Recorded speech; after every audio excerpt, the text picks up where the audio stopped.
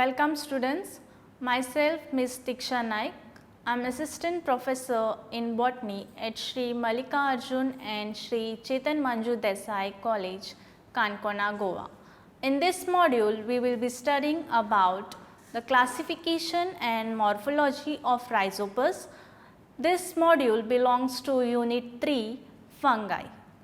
This is the outline of my topic: Introduction, Classification of rhizopus, Morphology of rhizopus. Learning outcomes: after completion of this module, students will be able to describe the classification of rhizopus. They will also explain the morphology of rhizopus. Introduction: rhizopus is commonly called as bread mold or black mold.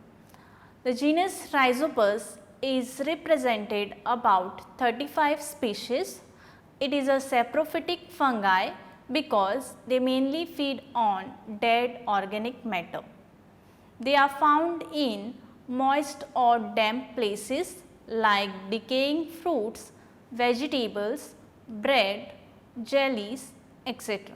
Classification of Rhizopus: it belongs to division Amstigomycota, subdivision Zygomycotina, class Zygomycetes, order Mucorales, family Mucoraceae, genus Rhizopus.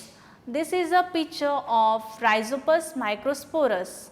Some common examples of Rhizopus species are Rhizopus erizus, Rhizopus zygospores, Rhizopus microsporus, Rhizopus stolonifer.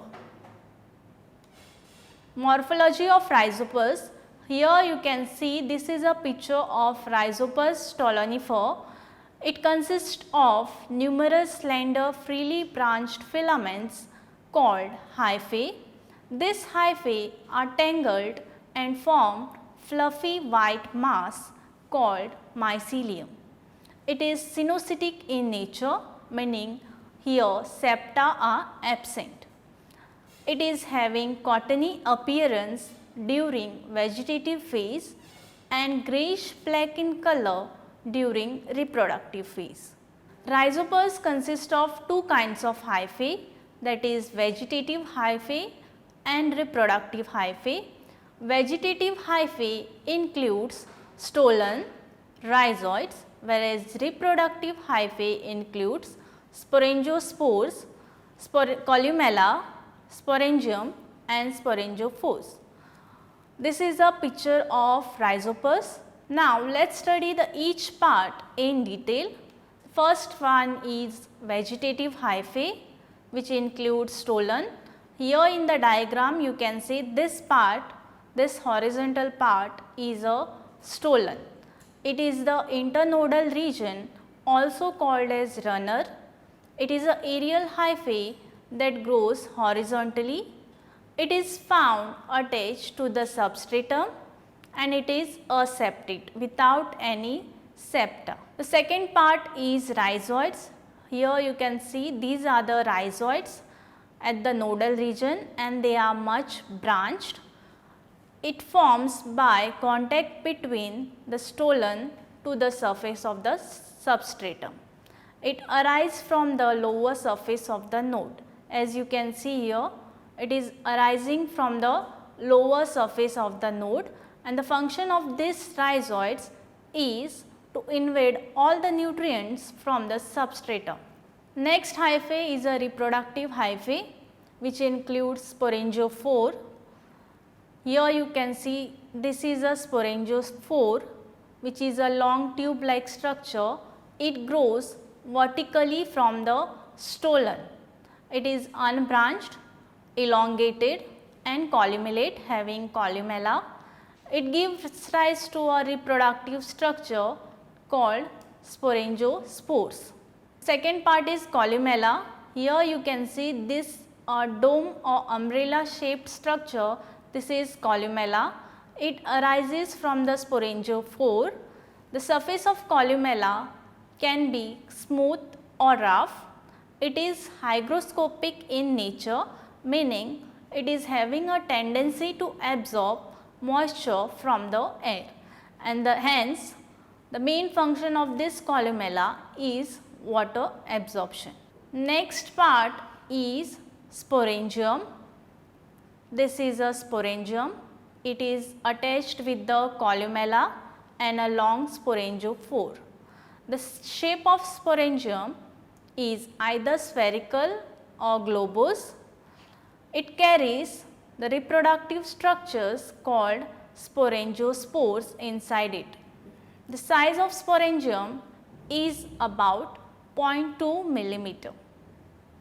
Next part is sporangiospores. Here you can see these are sporangiospores. They are the asexual spores having globose to ovoid shape. They are unicellular and the color of these sporangiospores is hyaline to brown. Structure of hyphae. Hyphae is a transparent tubular structure. The hyphal wall is composed of chitin, chitosan, lipids, proteins, etc. And the protoplasm inside consists of nuclei, mitochondria, endoplasmic reticulum, ribosomes, oil droplets, etc. Let's summarize. This is a picture of Rhizopus. It is having two kinds of hyphae, that is a vegetative hyphae. The lower part is a vegetative hyphae and the upper part is the reproductive hyphae. Vegetative hyphae includes stolon, which is a horizontal structure. Here this is a stolon. On the lower side of the stolon, these are the rhizoids. The function of these rhizoids is to invade nutrients from the substratum. They are much branched and present at the nodal region. Then reproductive hyphae includes sporangiophores. These long tube-like structures, these are sporangiophores which are running vertically from the stolon.